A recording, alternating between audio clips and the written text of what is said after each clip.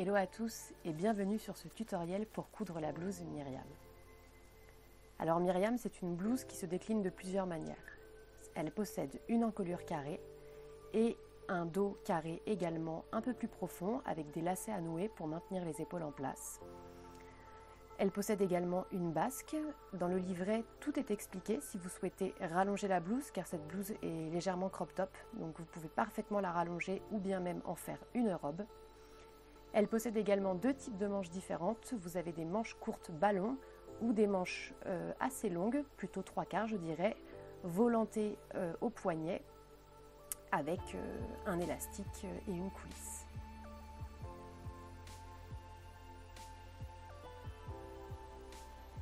On va d'abord commencer par découper son tissu pour Myriam. Donc vous allez tout d'abord plier votre tissu en 3 pour découper vos morceaux devant et dos. Vous pouvez choisir de doubler vos devants et dos dans le même tissu, il n'y a pas de problème. Pour ma part, j'ai choisi de les doubler dans un tissu différent, justement pour que vous puissiez bien voir comment monter la doublure.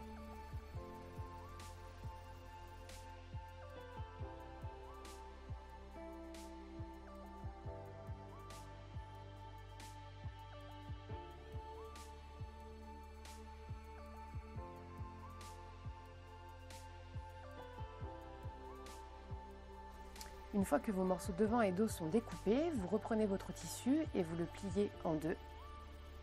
Et vous allez maintenant positionner votre morceau basque, votre manche et vos lacets. Sur cette version, j'ai choisi de faire une manche courte, mais de la faire volantée. Donc je l'ai volontairement allongée de 10 cm, justement pour vous montrer sur ce tutoriel le système de coulisses à coudre pour y glisser un élastique.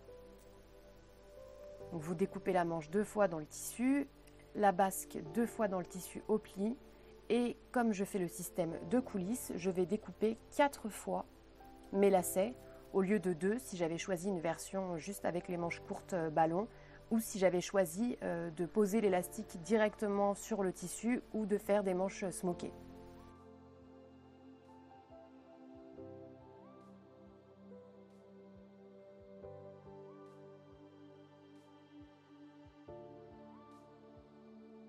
Une fois que vous avez découpé vos morceaux, pour les morceaux devant et dos, n'oubliez pas de marquer vos crans d'emmanchure et vos crans de pince, car nous allons désépingler les morceaux de patron au tissu pour les épingler à la doublure.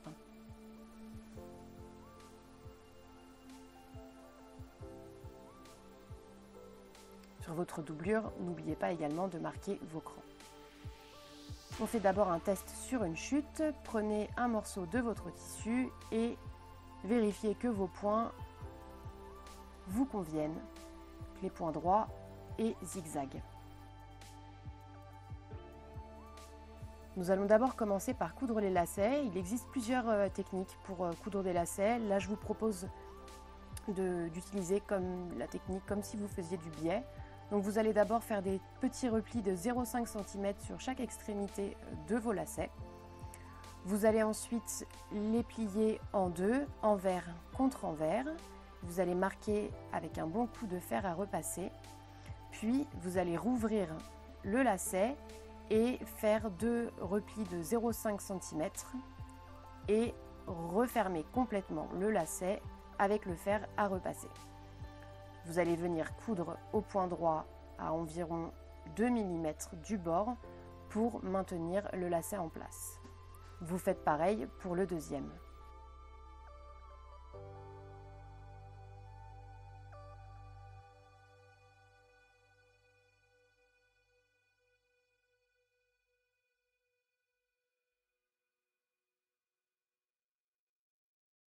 On va maintenant s'attaquer aux pinces. Vous allez réaliser vos pinces sur votre tissu et sur votre doublure. Donc vous vous positionnez sur l'envers de votre vêtement visible contre vous. Vous marquez la fin de la pince, donc moi je le fais avec une épingle, vous faites comme vous le souhaitez. Et vous venez tracer vos pinces avec un crayon ou un feutre effaçable à votre convenance. Une fois que vos pinces sont tracées, vous allez replier le tissu endroit contre endroit juste au niveau de la pince, vous épinglez et vous allez coudre à la machine au point droit. Voilà ce que ça donne.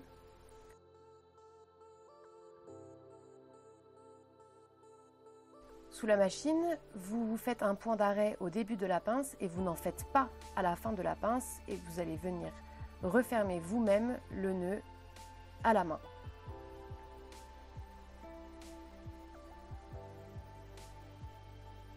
Une fois que vous avez fait ça pour vos 4 pinces, vous couchez bien vos pinces sur votre vêtement et on passe à l'assemblage des devants et dos.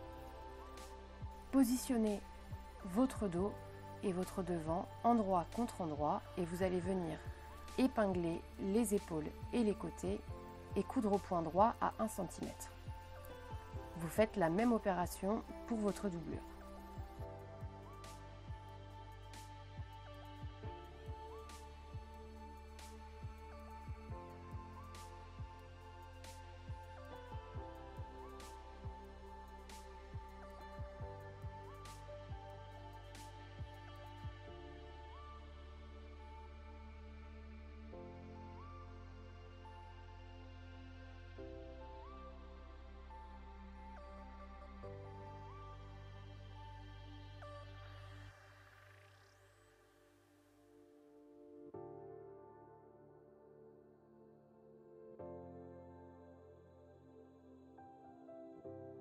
Vous venez coudre à 1 cm du bord.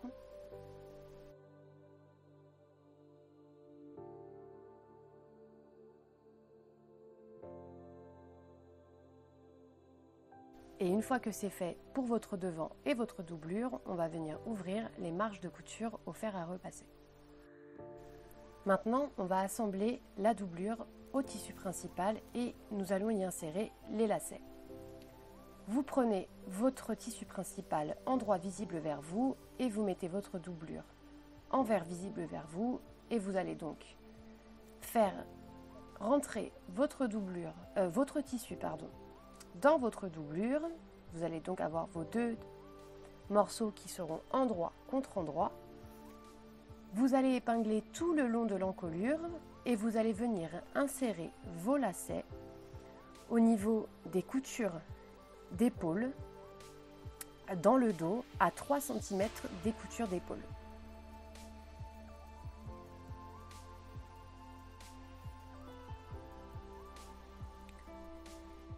Faites bien attention que vos coutures d'épaule coïncident bien. Et commencez par épingler ces coutures d'épaule ainsi que les parties qui sont rectangulaires afin de répartir le tissu entre toutes ces parties par la suite. Faites passer vos lacets, mesurez bien que vous êtes à 3 cm, après c'est une affaire de goût, vous pouvez les descendre ou les remonter si vous le souhaitez.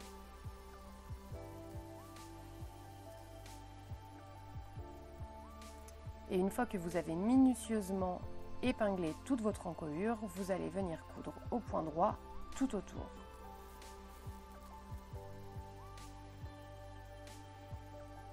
Lorsque vous cousez, faites bien attention à respecter les angles, soulevez votre pied presseur et repositionnez votre tissu pour vous faciliter la vie.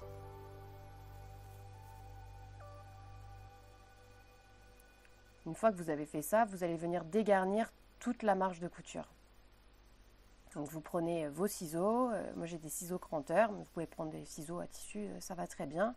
Et vous venez couper à environ 4 mm de votre couture.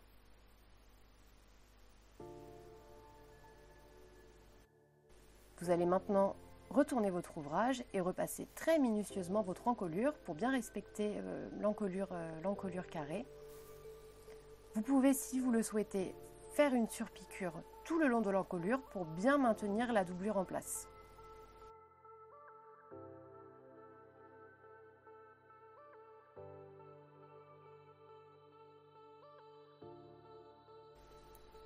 On va maintenant s'attaquer aux manches. Prenez vos manches et vous avez normalement noté les crans qui se situent entre les fronces.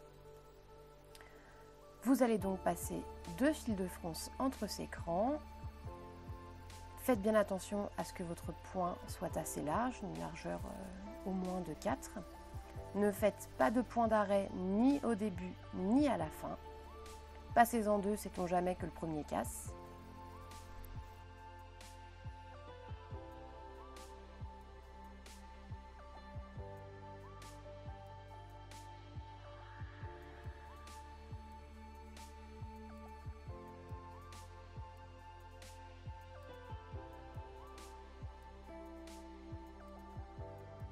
Et nous allons maintenant assembler les manches.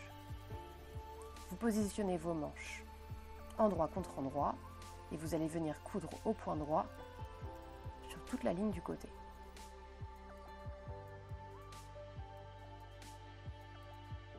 Vous allez également surfiler toute la marge de couture, donc faire un point zigzag sur la marge. Repassez votre marge de couture vers le devant ou vers le dos au choix. Et nous allons maintenant positionner la coulisse. Donc la coulisse, c'est un rectangle que vous allez venir positionner à environ 10 cm du bas de votre manche. Et vous allez épingler tout le long, tout autour de la manche et coudre au point droit à environ 5 mm du bord franc de votre coulisse. Soyez très minutieuse lors de cette étape, on prend bien son temps.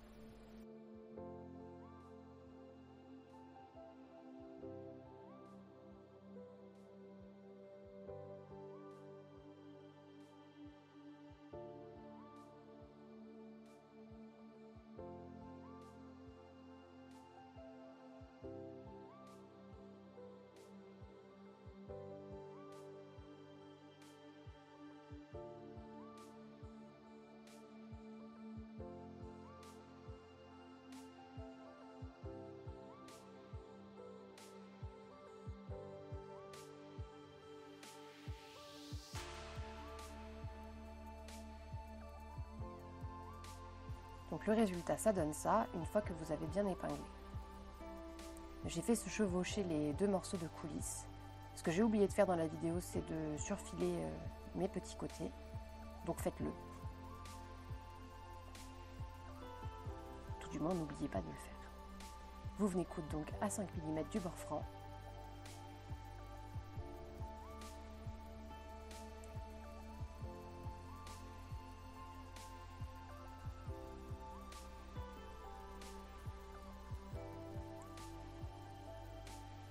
Et là, vous allez venir replier la coulisse sur elle-même en faisant un petit repli, un repli que vous pourriez par ailleurs préformer au fer avant même de coudre la coulisse. Moi, je ne l'ai pas fait parce que j'étais dans le feu de l'action, mais vous pouvez le faire, ça vous facilitera grandement la vie.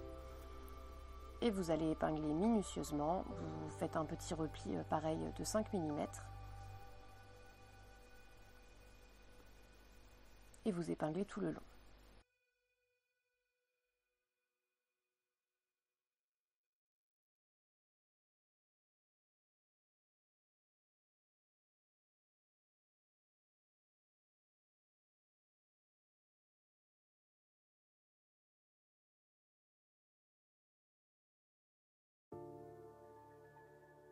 N'oubliez pas de laisser une ouverture pour pouvoir y passer l'élastique. Et maintenant que tout est épinglé, vous allez venir coudre au point droit, au plus près du bord du tissu, donc à environ 2 mm.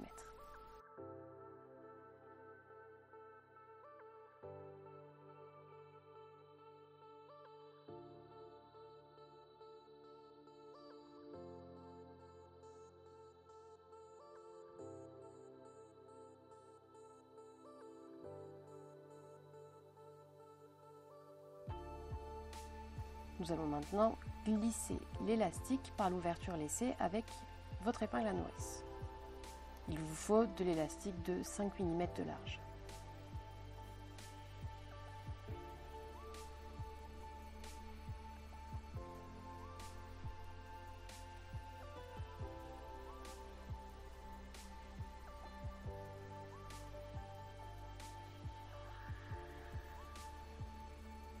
Faites minutieusement glisser l'élastique, puis une fois qu'il est glissé, vous venez maintenir l'élastique avec un petit point zigzag et refermer votre coulisse au point droit. Et vous avez votre manche volantée qui est créée. Pour information, pour cette manche, j'ai pris 25 cm d'élastique, j'ai mesuré mon tour de biceps et j'ai retranché, je pense, peut-être 2 ou 3 cm. On assemble maintenant les manches au corps. Alors faites comme si vos manches étaient directement assemblées à votre vêtement. Posez-les comme de la même manière que je viens de le faire devant vous. Épinglez d'abord au niveau des coutures côté de la manche et de votre corps.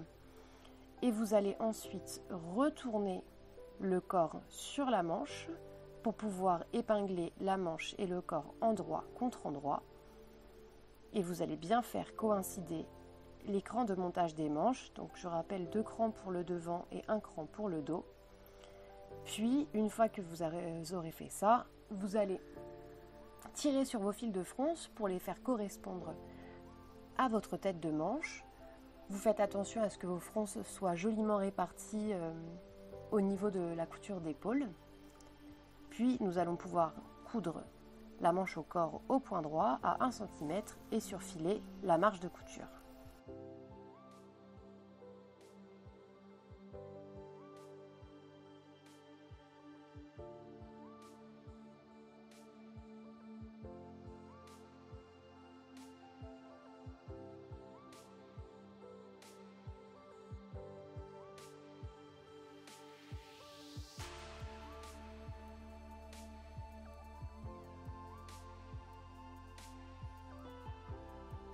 Vous faites la même opération pour votre deuxième manche, bien évidemment.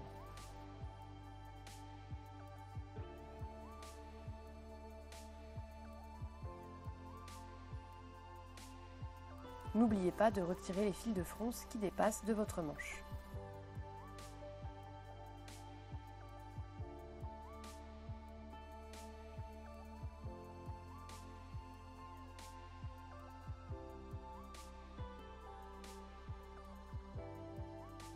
Vous avez donc maintenant vos manches qui sont assemblées à votre corps et nous allons maintenant nous attaquer à la basque.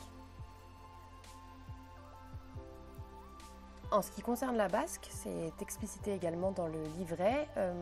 Pour la basque dos, il va y avoir un petit peu d'embu. Donc je vous recommande soit de passer un fil de fronce dans la basque, soit d'épingler minutieusement pour résorber l'embu, soit de faire comme moi je vais le faire sur cette vidéo, de couper 3 cm de basque dos pour être tranquille. Vous surfilez vos petits côtés de basque et vous allez assembler vos 2 basques endroit contre endroit par les petits côtés en cousant au point droit à 1 cm.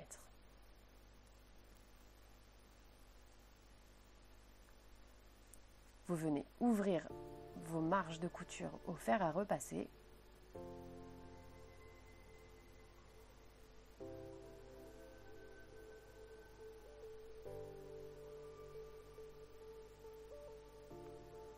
Et nous allons pouvoir assembler la basque endroit contre endroit à notre corps.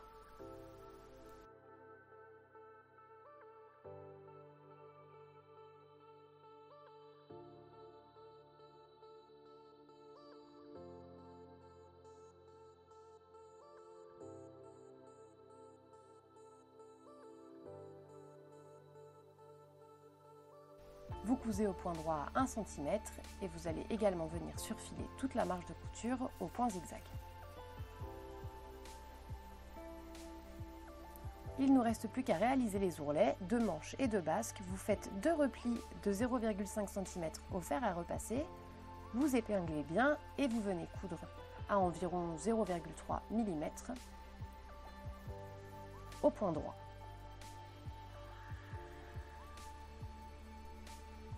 Vous pouvez également poser un élastique à la taille. Vous pouvez aussi laisser la blouse comme ça, c'est à votre convenance. Pour poser l'élastique à la taille, on va venir le poser dans la marge de couture qui est entre la basque et le corps.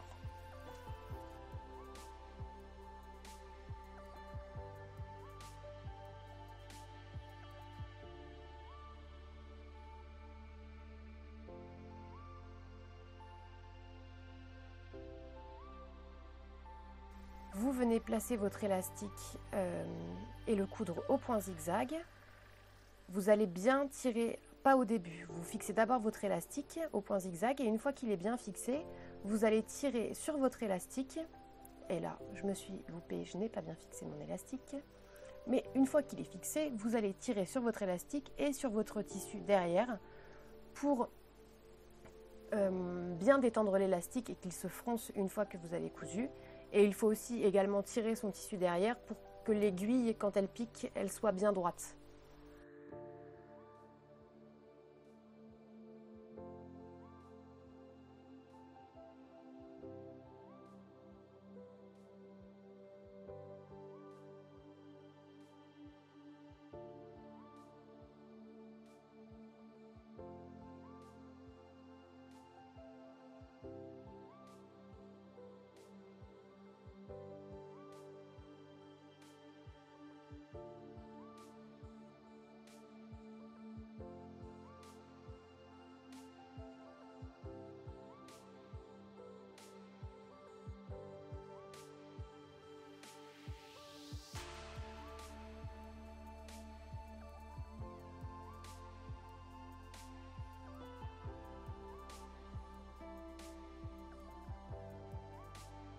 Et une fois que vous avez fait ça, vous avez votre blouse qui va être froncée sous la poitrine. C'est maintenant terminé, votre blouse Myriam est finie. Je suis hyper contente d'avoir réalisé cette version avec les manches courtes élastiquées finalement, je trouve ça assez sympa. Je la porte ici avec la jupe Sarah. Et j'ai également fait une version robe de cette blouse que j'adore. N'hésitez pas à me poser vos questions aux commentaires ou sur Instagram @atelierdespremières ou bien sur mon mail julie@atelierDespremières.com. J'espère que ce tutoriel vidéo vous aura plu et je vous dis à bientôt.